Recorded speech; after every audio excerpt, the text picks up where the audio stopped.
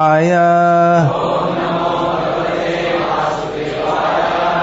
Namo Bhagavate Vasudevaya. Om Namo Bhagavate Vasudevaya.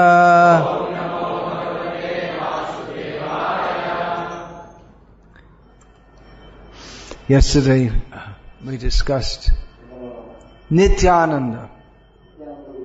So I trust that your Ananda is continuing. It didn't finish yesterday.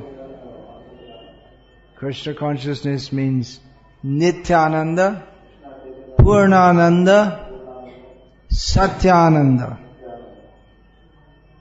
Eternal bliss, complete and perfect bliss, and actual bliss.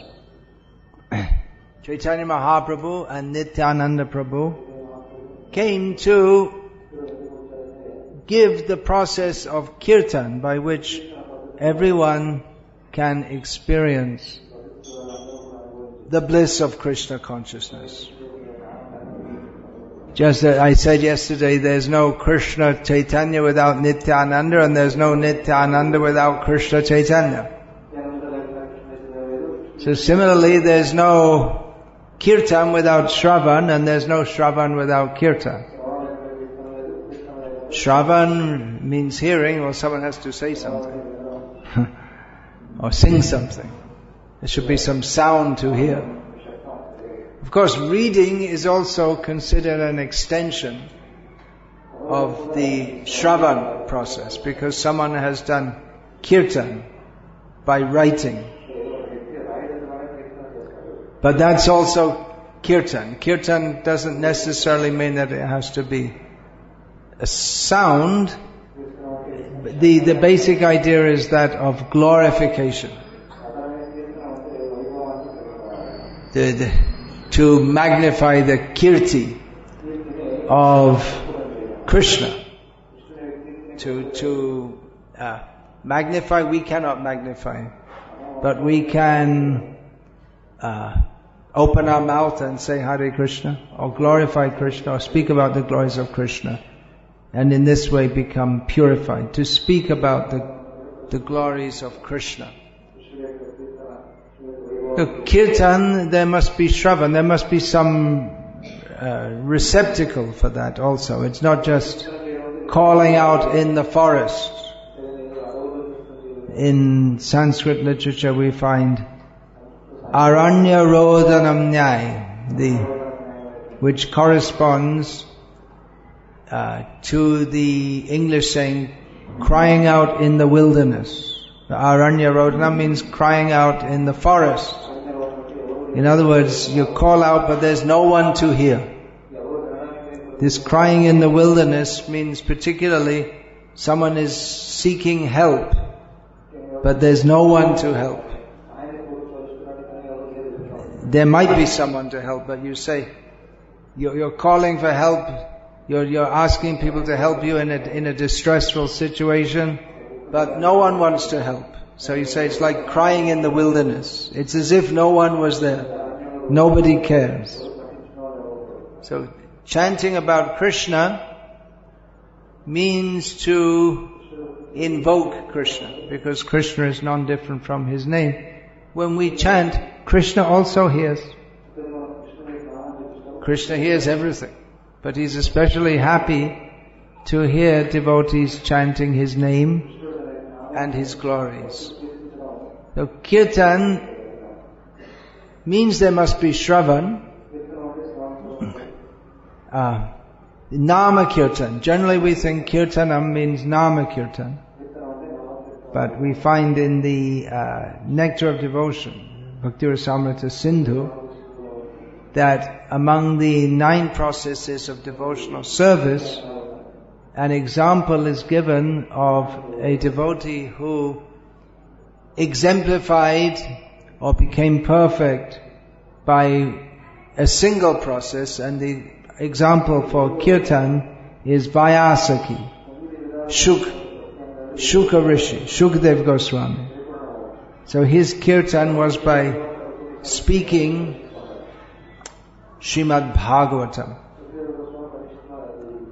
So hearing is also required. Otherwise, there may be kirtan, but it will not be sankirtan. In the sense, sankirtan means bahuvya militva yad kirtanam iti sankirtanam. When many come together, there's the idea of sam. The prefix sam gives the idea of sangha, many coming together to chant.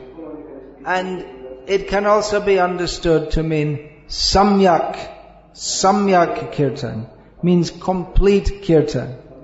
So complete kirtan means with complete understanding of who Krishna is, complete dedication to Krishna. Otherwise, it is possible to chant with misconceptions.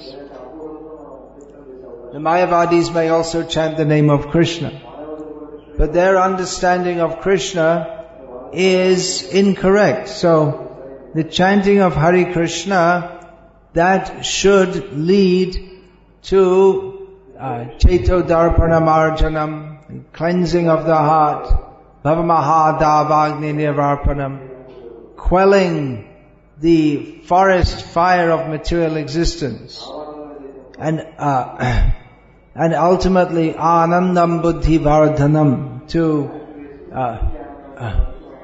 to increase the ocean of transcendental. Well, all the stages there. Cheto Darpanam Marjanam Bhavamahadavagni and Pratipadam Purnamrita Svadanam. By chanting the holy names, one should come to the platform of tasting the nectar for which we are always anxious at every step. But this does not happen if the chanter is an offender, or if the chanter is cultivating a wrong conception about Krishna. So Shravanam is very important. It's essential. There's no proper kirtan unless we properly understand who is Krishna. Srila Bhaktisiddhanta Saraswati Thakur gave the example. Just as Krishna means Radha Krishna. Krishna is complete. He is the supreme truth. So he's complete. But his completeness is better appreciated with Radha.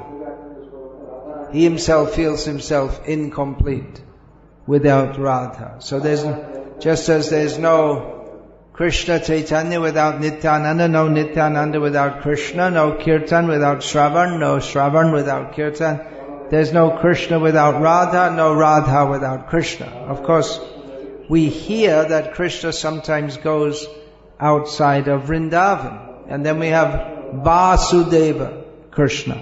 Means Krishna without Radha. But just as there is possibility of Kirtan, which is not fully glorify Krishna, so Krishna does not fully manifest his potencies. His love, that is especially meant for Radha.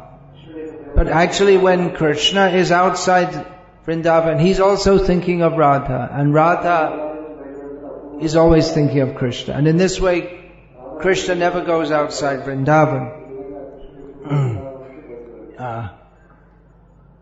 Some people questioned why Srila Prabhupada had named the deities of Radha Krishna who he had established in Delhi as Radha Parthasarathi. Parthasarathi, okay, we understand Pandavas. Delhi is the historic site of the capital of the Pandavas. The capital founded by Maharaj Hastinapur. So, okay, Parthasarathi. Although you might have thought it would be Yudhishthira Bandhu or something. But Srila Prabhupada, someone protested that when Krishna is on the battlefield of Kurukshetra, that Radha isn't there. But Prabhupada said, no, his Hladini Shakti is always there. He's not without his Hladini Shakti. Who is Radha. So, Krishna, he never forgets. Radha, and she never forgets him. So there's no Krishna without Radha, and no Radha without Krishna. No Shravan without Kirtan. Shravan means that someone has to speak, someone has to hear. So the two go together. And for Kirtan to be proper, there must be a proper speaker or chanter. One who chants for the sake of pleasing Krishna. Krishnarthe kila cheshta. In a devotee's life, everything should be done for the satisfaction of Krishna.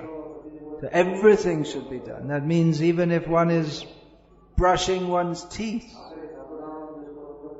should be for the satisfaction of Krishna. Well, how can you brush the teeth for the satisfaction of Krishna? Well, it's with the understanding that we're doing everything. The life is completely meant for Krishna's service. So brushing the teeth is meant to maintain dental hygiene so that one can keep the body fit for serving Krishna. So even, it may sound very strange, but even in a devotee's life, even passing stool is indirectly part of devotional service. Because his life is dedicated to Krishna, so passing stool is also a bodily function. His body is only meant for serving Krishna. So as long as he's in the material world, he undertakes the bodily functions only to keep the body in working order for serving Krishna. So it's not one of the 9 processes of devotional service. Shravanam, Kirtanam, Stulapasanam, or Stool Upasanam. Well, that's for the Mayavadis. They like to worship stool.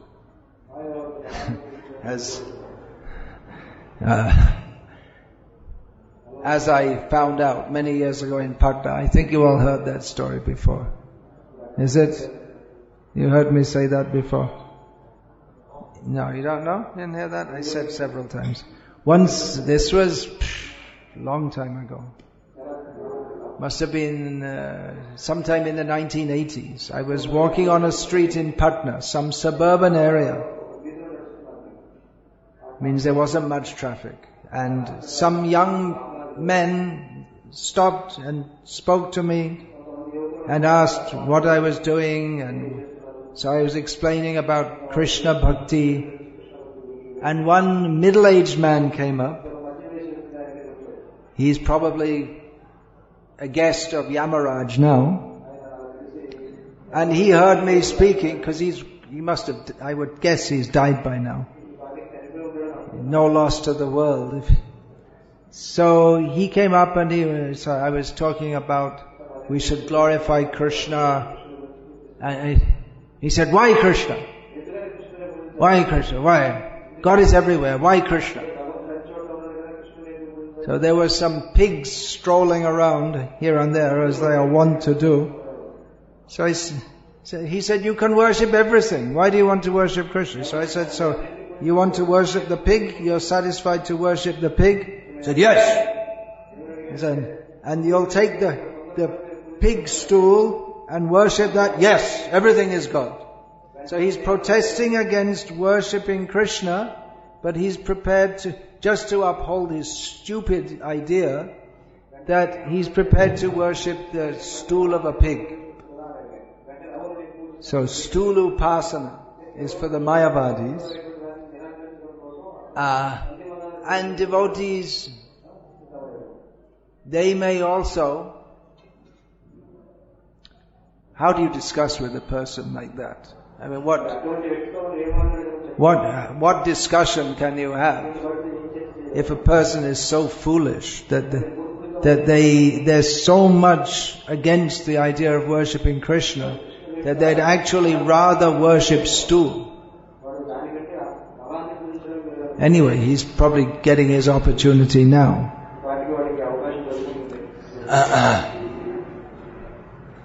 So yeah, these are not direct activities, but because even Chaitanya Mahaprabhu, in giving directions for daily life for the Gauriya Vaishnavas, he said, Danta Dhavana, one should not exactly brush the teeth, but one should clean the teeth. So we'll find in all the sampradayas, they have their Nitya Kriya Padati, what you should do every day. And that's there. The regular activities of brushing the teeth, all these things. So it's not directly devotional service, but it is. But on the other hand, everything a devotee does is only for the satisfaction of Krishna. So it becomes devotional service.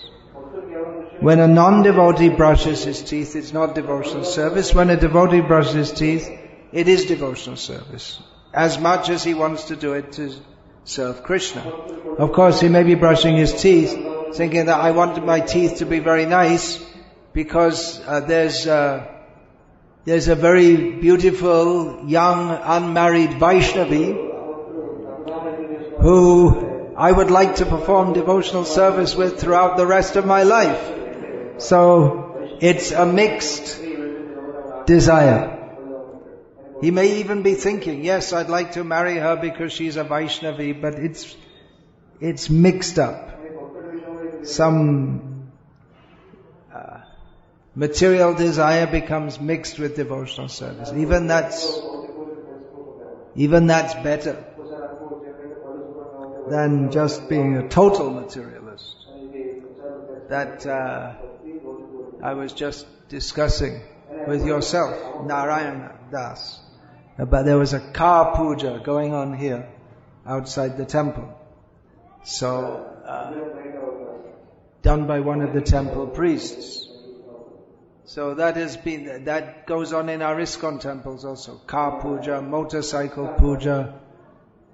And that's been criticized by some devotees as not pure devotional service. Well, probably in most cases it's not pure devotional service unless the car or the motorcycle is to be used only for the worship of Krishna.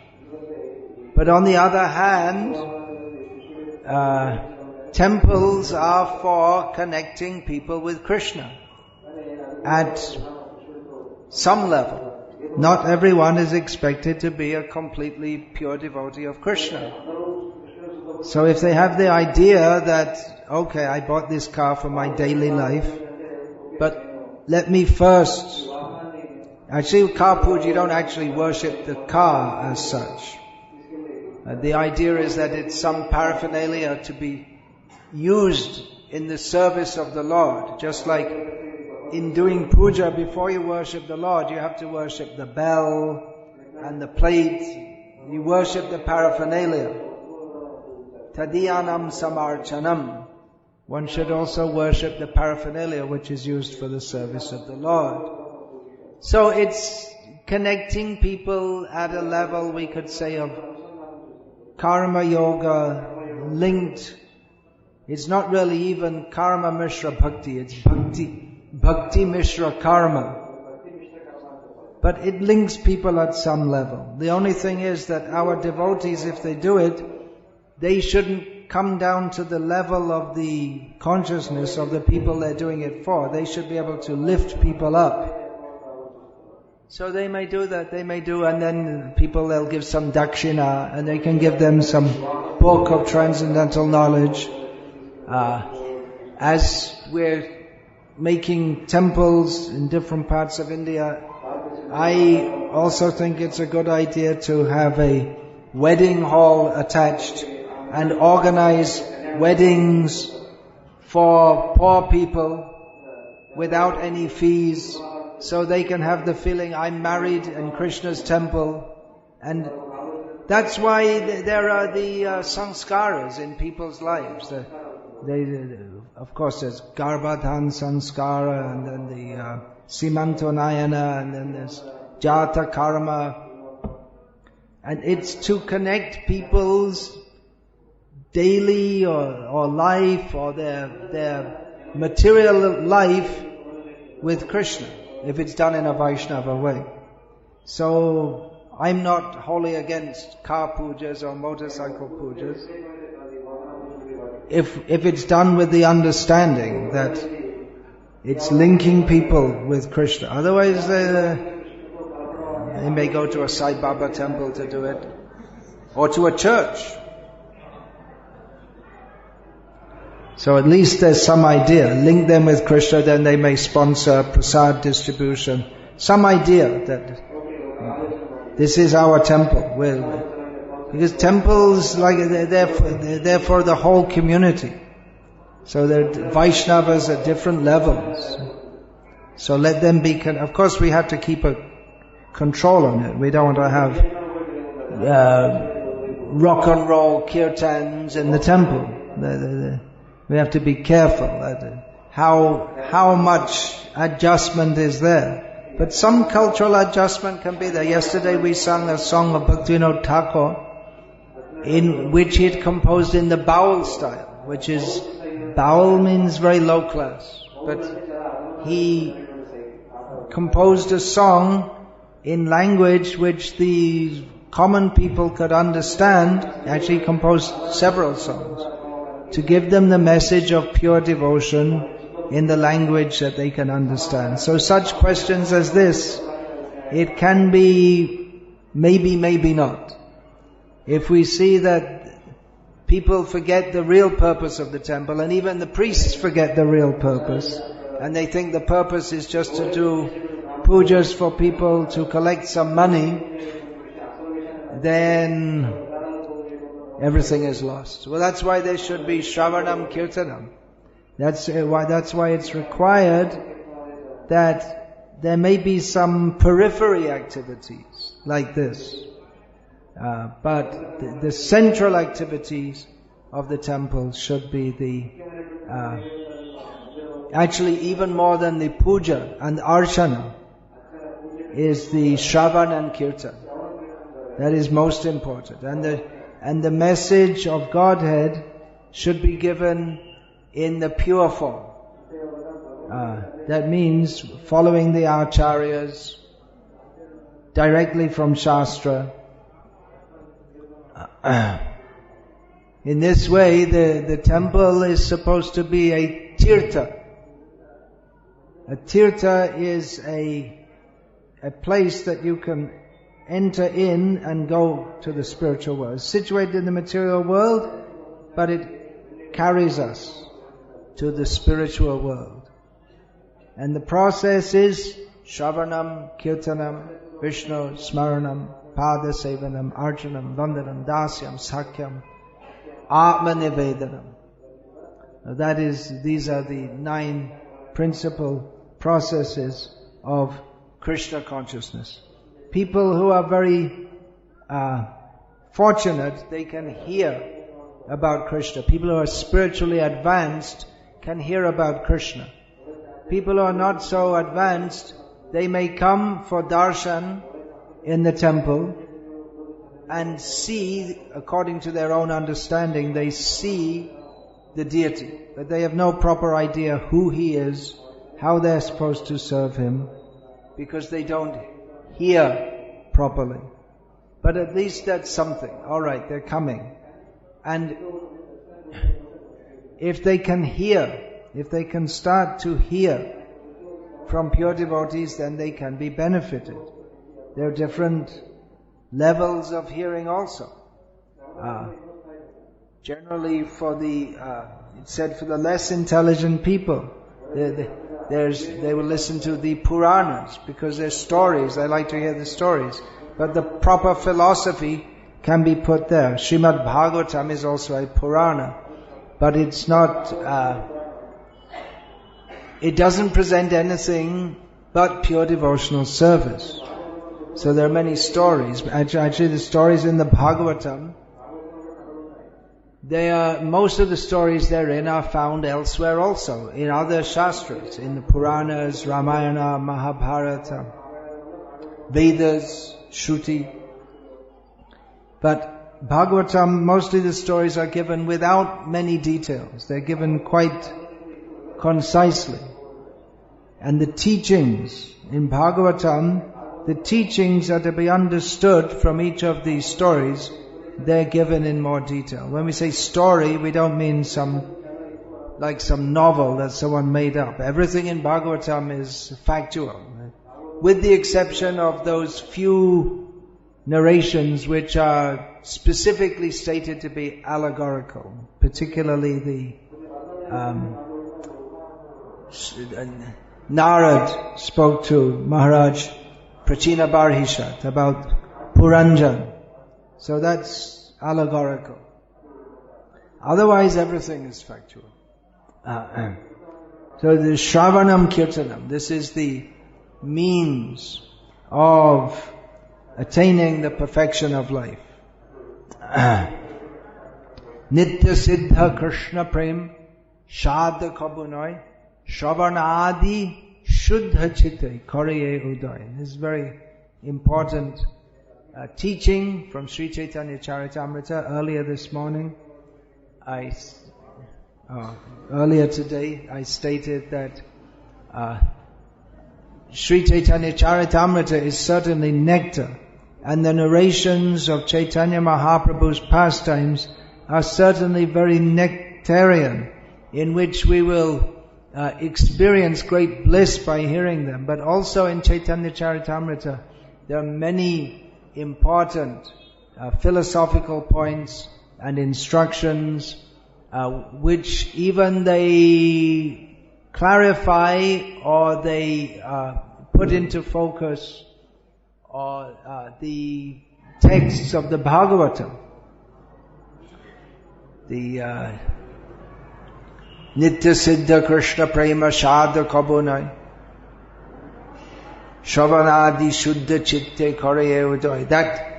That pure devotional service is the inherent quality of every person, every living being.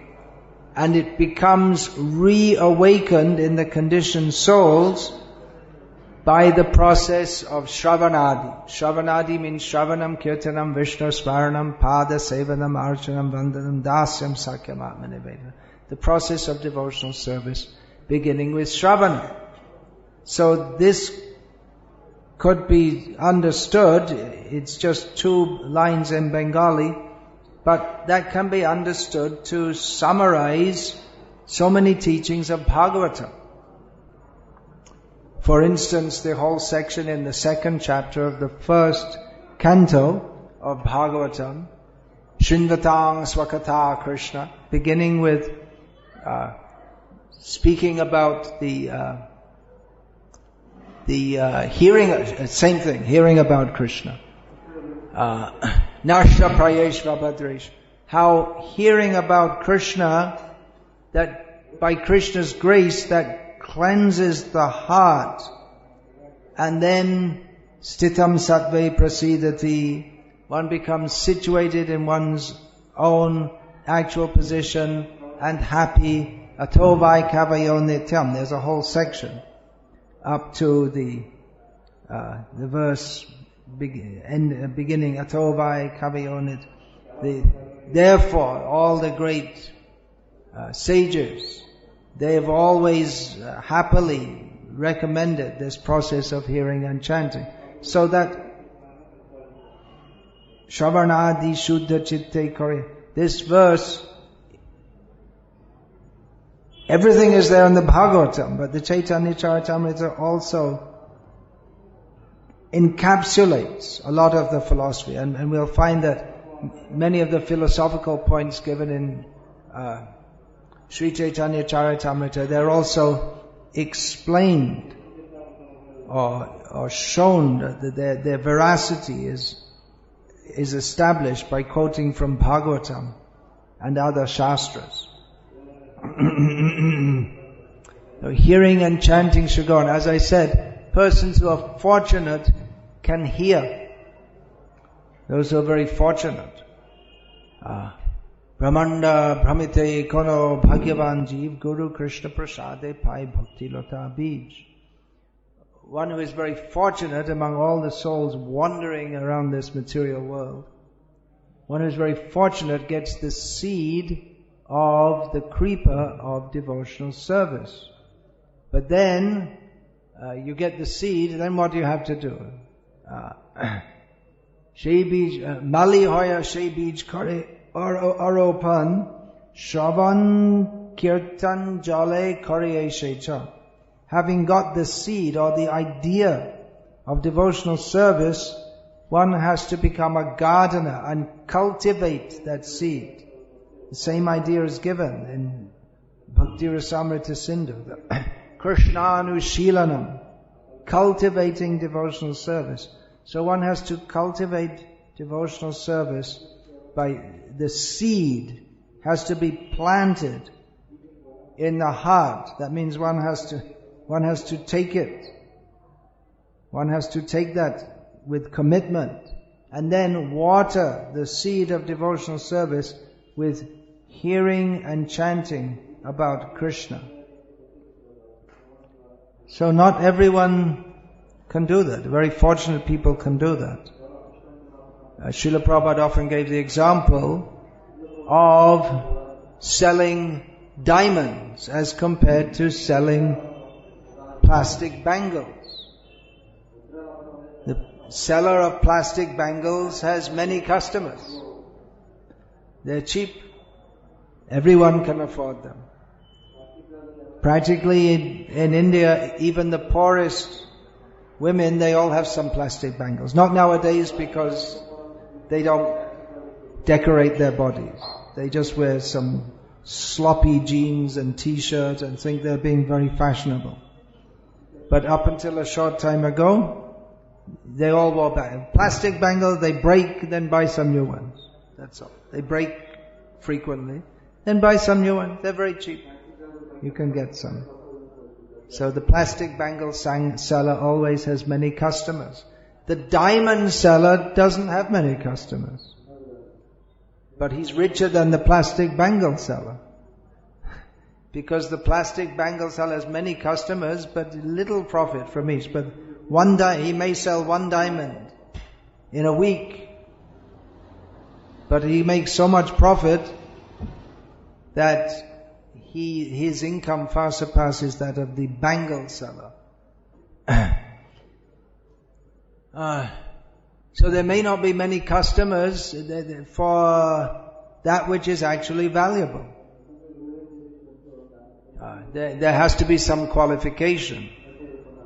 The qualification to buy diamonds is one has to be sufficiently wealthy.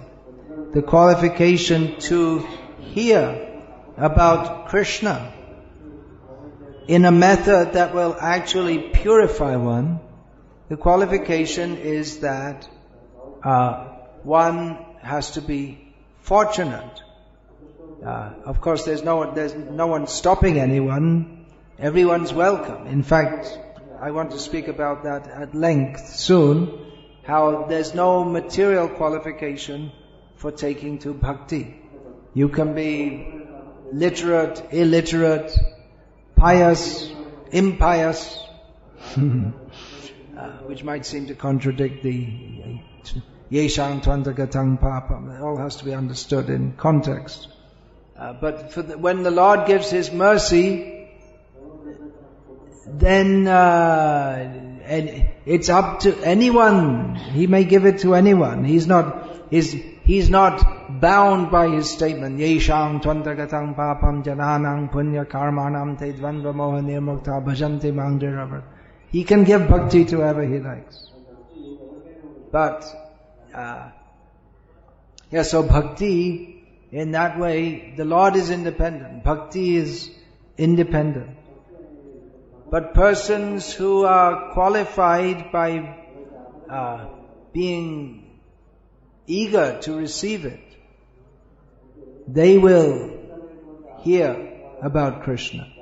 Not everyone will. Or there may be some cheap rendition of Krishna's pastimes. So people who are not very serious, they will do Shravan Kirtan, but in a manner that may not actually benefit them. They may fall in the category of Bahu Janma Kare Jadi Shravan Kirtan Tabuta Napai Krishna Pade Premadam. They may be performing Shravan and Kirtan about Krishna for many lifetimes and not attain the ultimate result of that chanting, which is pure love of Krishna. They might get mukti even to Vaikuntha. They might get going to the heavenly planets. They might get merging into the impersonal Brahman. But Krishna Prem, they might not get. So how Shravan and Kirtan should be done? Kirtan, chanting the holy names, should be done with hearing. There's no Shravan without Kirtan, no Kirtan without Shravan. So actually hearing the holy name in a prayerful mood, praying to Krishna, oh Krishna, oh energy of Krishna, please engage me in your service.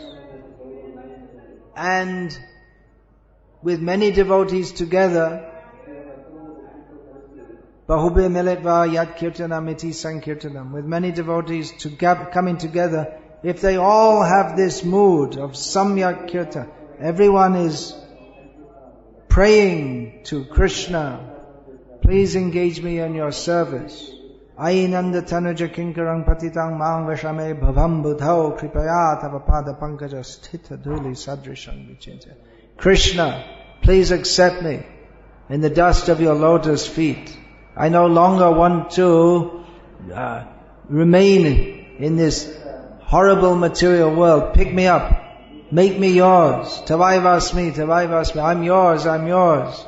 Pick me up. Give me your shelter. So if everyone is having kirtan like this and praying like this, then the kirtan becomes spiritually very potent. It's not necessarily how loudly we bang the instruments or how high we jump in the air. It may not, these are good things. These should be encouraged. We don't want people falling asleep in the kirtan because it's just so, there's lifeless, there's no life. But yeah, that should be encouraged. Krishna also likes that. He likes that devotees sing and dance for His glorification. But always remembering that's for His glorification and praying to Him in a prayerful mood. Then the kirtan actually becomes very blissful. When there's Shravan, hearing the holy names. And we will desire to hear the holy names and actually partake in kirtan, praying to Krishna for His mercy, glorifying Krishna. If we hear the verbal explanations of Krishna's glories, Srila Prabhupada set up the temple programs so that we'd have every day immersion in hearing and chanting about Krishna.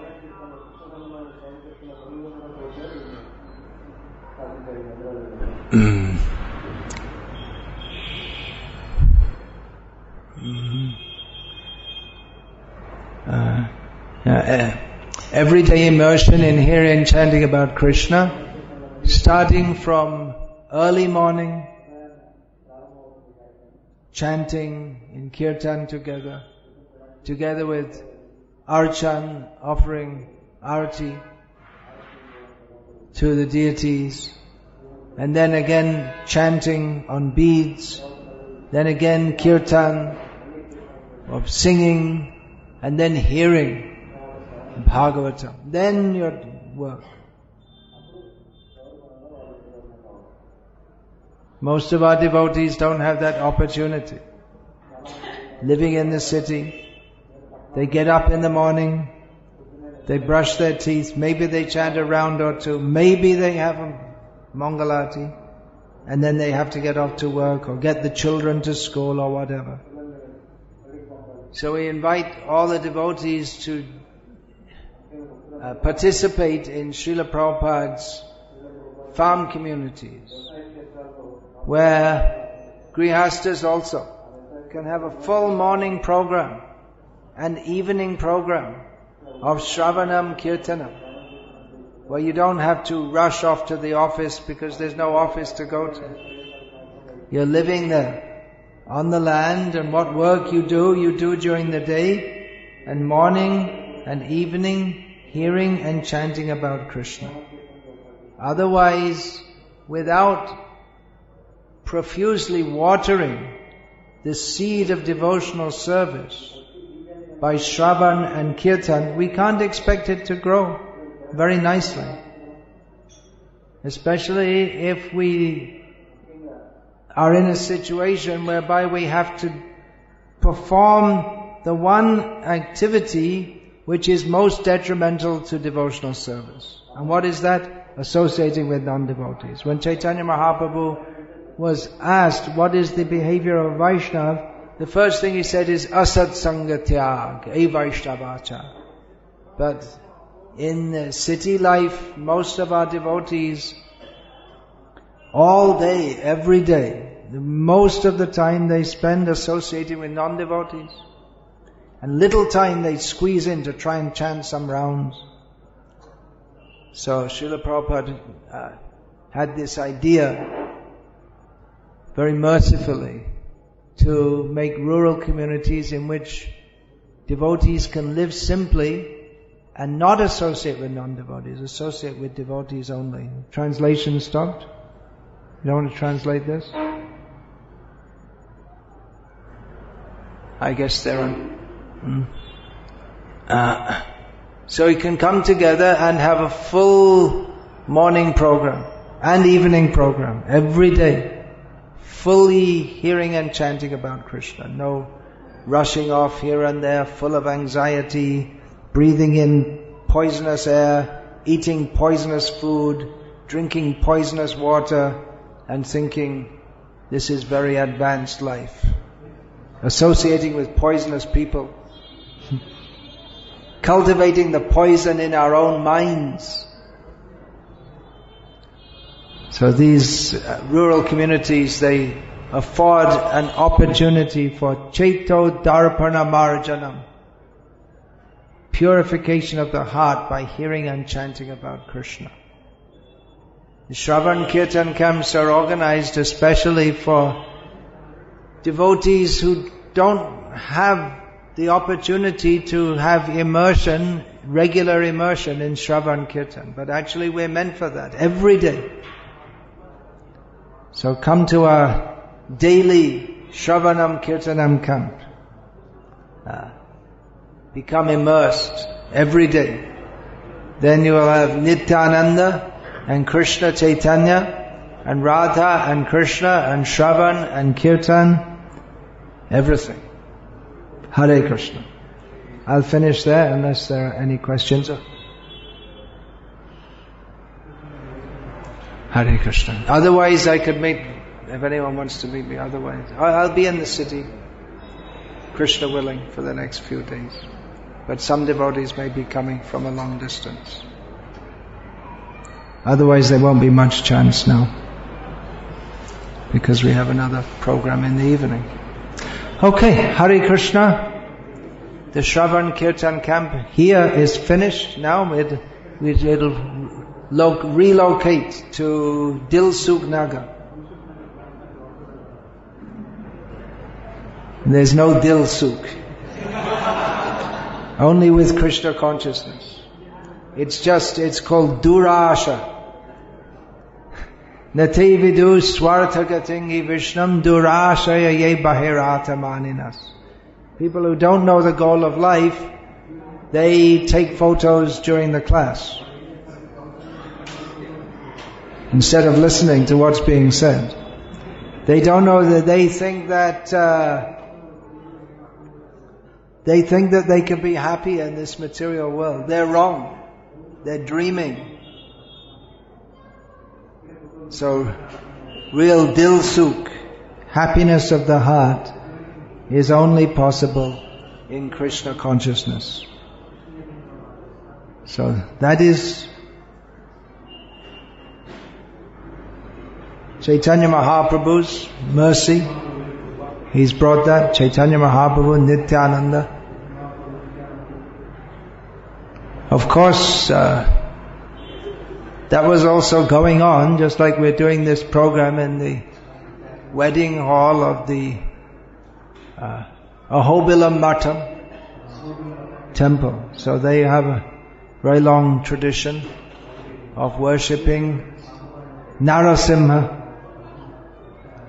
and in the spirit of true Vaishnavas, they're very welcoming to us. We should appreciate that. And they very much appreciate the kirtan. They're calling us every day. When are you going to come and do kirtan? They're telling us, come and do kirtan. So they're real devotees. So that spirit is still there in some people.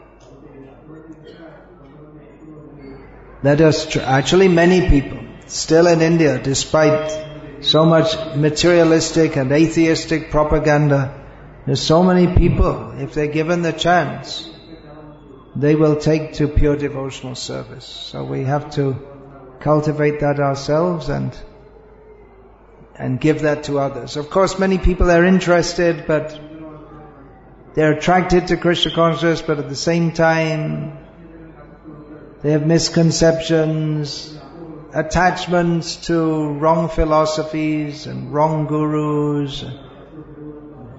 So, preaching is required also to help people to make the transition from Maya to Krishna consciousness. Hare Krishna. Srila Prabhupada ki jai.